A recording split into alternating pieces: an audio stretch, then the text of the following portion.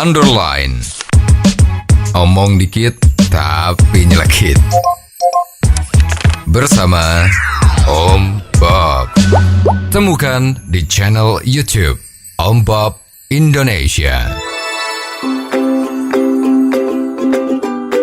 Om Bob, beberapa hari yang lalu Farel Prayoga yang viral lewat nyanyian Ojo Dibanding kayak di Istana ini kembali ramai dibicarakan di jagat maya. Gara-garanya di panggung sebuah acara Farel ditanya agamanya apa oleh Gus Miftah. Bagaimana Om Bob menggarisbawahi masalah ini?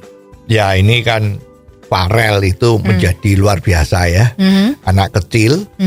Maaf kalau nggak salah itu pekerjaannya kemarin itu kan bilang ngamen ya.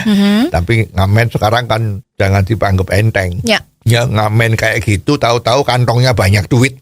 Itu banyak terjadi di mana-mana. Ya. Ya. Nah, sekarang dia nyanyi yang begitu populer pada saat 17 Agustus di Istana. Betul. Ojo dibanding-bandingke ya. Judulnya aja juga menarik ya. Memang kalau kita mau hidup enak, mau semeleh, mau bersyukur, itu ya memang jangan banding-bandingke. Kalau banding-bandingke bisa terjadi korupsi. Ya. Itu ada ingat cerita kan, kalau bapaknya itu pegawai negeri, golongan apa gitu ya, terus isinya banding-bandingkan. Ya. Itu tetangga kok punya mobil, tetangga kok punya macam-macam, ya. Wah ini kan, Mas, itu gimana? Tetangga kan seperti itu, banding-bandingke. Ya, maka terjadilah korupsi. Nah, maka kalau nyanyian Farel ini bagus, jangan banding-bandingke. Oke?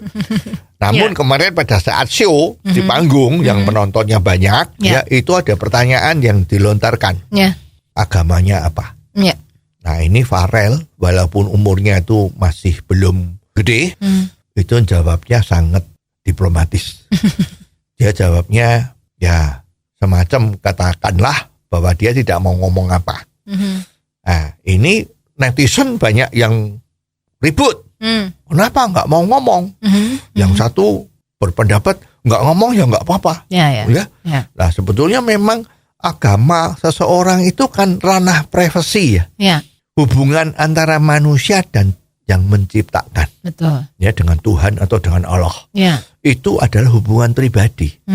Ya, jadi memang maaf ya, memang sebetulnya pertanyaan-pertanyaan itu ya kalau ditanyakan di muka umum ya memang nggak begitu pas ya, nggak apa-apa, tetapi nggak begitu pas.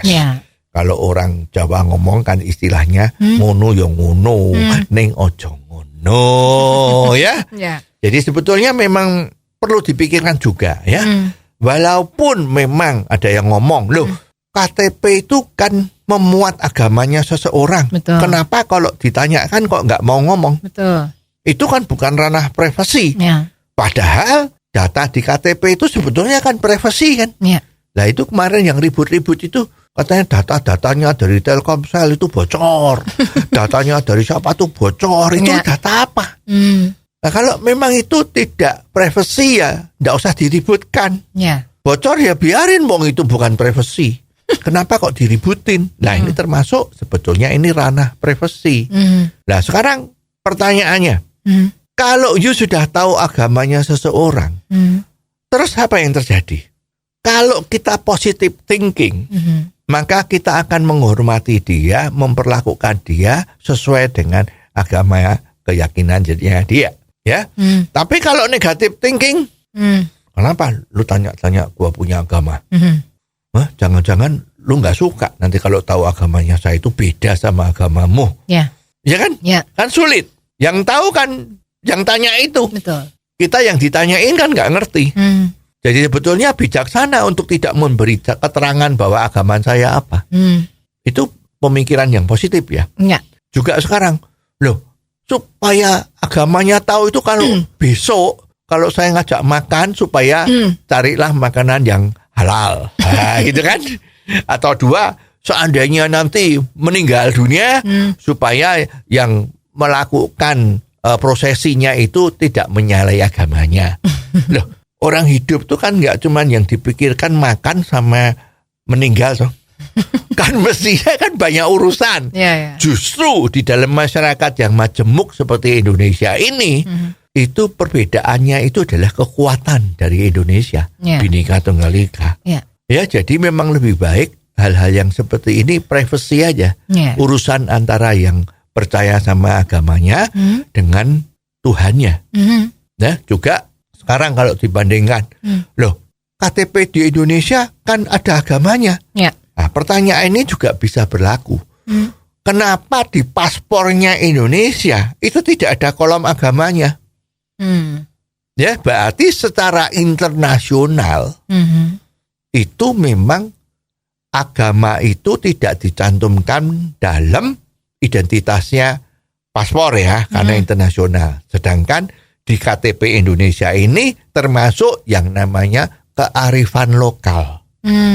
Ya, jadi mestinya kalau ada orang tidak mau memberitahu agamanya, itu juga tidak perlu dipermasalahkan.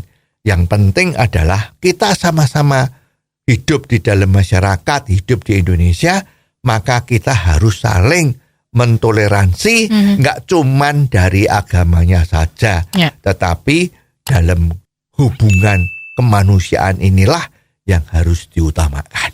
Oh, jadi begitu ya Om Bob. Jelas deh sekarang. Terima kasih Om Bob untuk waktunya. Sampai ketemu lagi di waktu yang akan datang. Underline. Omong dikit tapi nyelekit. Bersama Om Bob. Jika Anda suka dengan channel ini, jangan lupa subscribe, like, dan komen.